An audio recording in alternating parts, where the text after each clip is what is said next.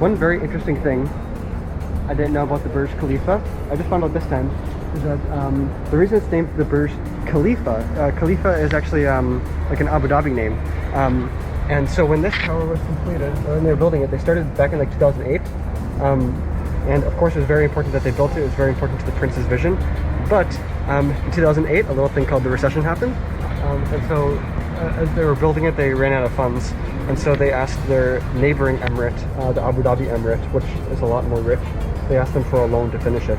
And so in honor of that, then they changed the name of the building to the Burj Khalifa. Khalifa is an Abu Dhabi name.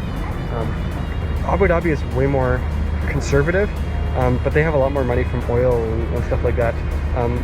A lot of the oil fields are up closer to Qatar, and that's also where Saudi Arabia's Aramco facility is. So it's kind of like the Texas of the UAE because they're way more conservative and they have way more money. There's two observation decks. I think the highest one is the 110th floor. You can't go all the way up to the top. Some of the newer things, right over there, that building is the Opera House. That was built just a few years ago. But one important thing, if you look all the way around, every single building, Amar.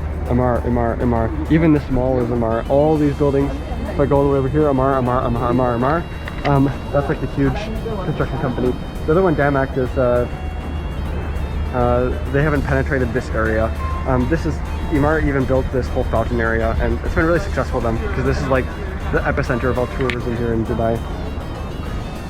But I was here, like I said, last February, so yeah, almost February now again. I have to say it feels exactly the same. Like I'm almost getting like deja vu because it's hot, sunny, the skyscrapers are all shiny, things are expensive still. What's changed?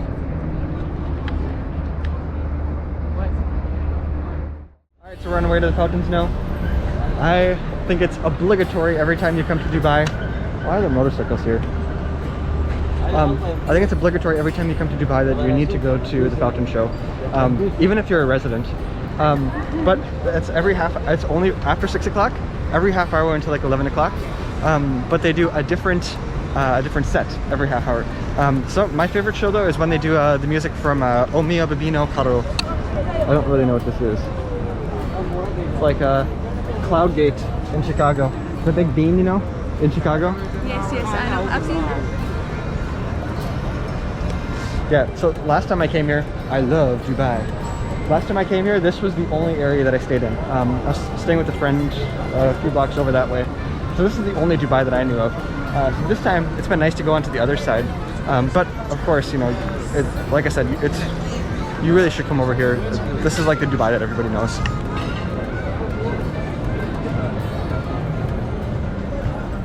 Well, maybe we'll finally see it. That's a good clip. Here in the age of COVID, a lot of things are different here in Dubai. Last time I came here, of course, you could watch the fountain show wherever you wanted. So usually everybody gathers over here, and especially on that bridge. That bridge has a really great view because then you see the fountain, and of course right up to the Burj. But like I said, because of COVID, you're not allowed to stand by the railings. So you see signs all over the place, no waiting, no standing. Instead, they have these set-off designated areas, which is why we're all so spread apart. The boxes, was one person, only one person can stay in the square. You're so far away. It's not even, it's beyond, it's beyond. I broke the law. This is beyond 2 meters even. This is so far, they can get more people in here. It's 6 feet, right? So this one over here is a hotel. This one is also a hotel, the address. Of course, this is the Dubai Mall. Behind this is another really big, I think that one's a hotel as well. But like I said earlier with Amar, you can see everything is Amar. Sure, they're the ones that own the Burj. Every once in a while you'll see Amar, then go on there.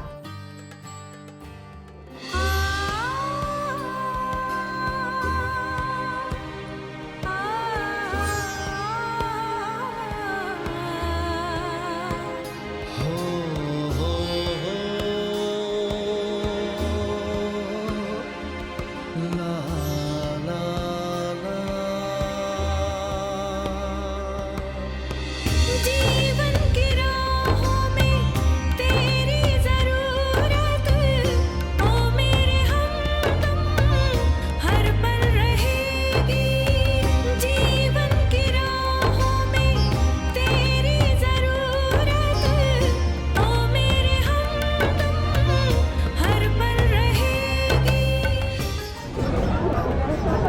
Some other interesting things. It's so high to see.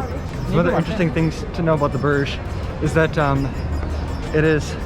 I mean, it's really hard to notice exactly how high it is. 828 meters or whatever it is.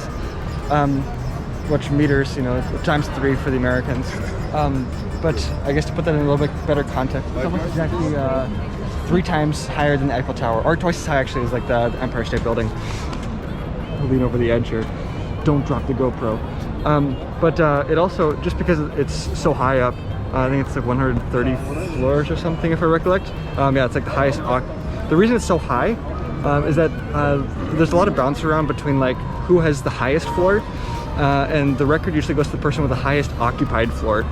So even though the tower can go higher, usually they get the extra height from the spire. But so yeah, the highest occupied floor. It's also got the highest observation deck. But the elevator is the highest elevator in the world. And it's also one of the fastest in the world. If I remember right, it goes is 10 meters a second or something. Yeah, 10 meters a second, I think. So 30 feet a second, which is really fast. It takes like 1 minute to go all the way up to the top. Another record worth mentioning is that it's also the biggest fountain show in the world. Tallest fountains, and also like one of the largest.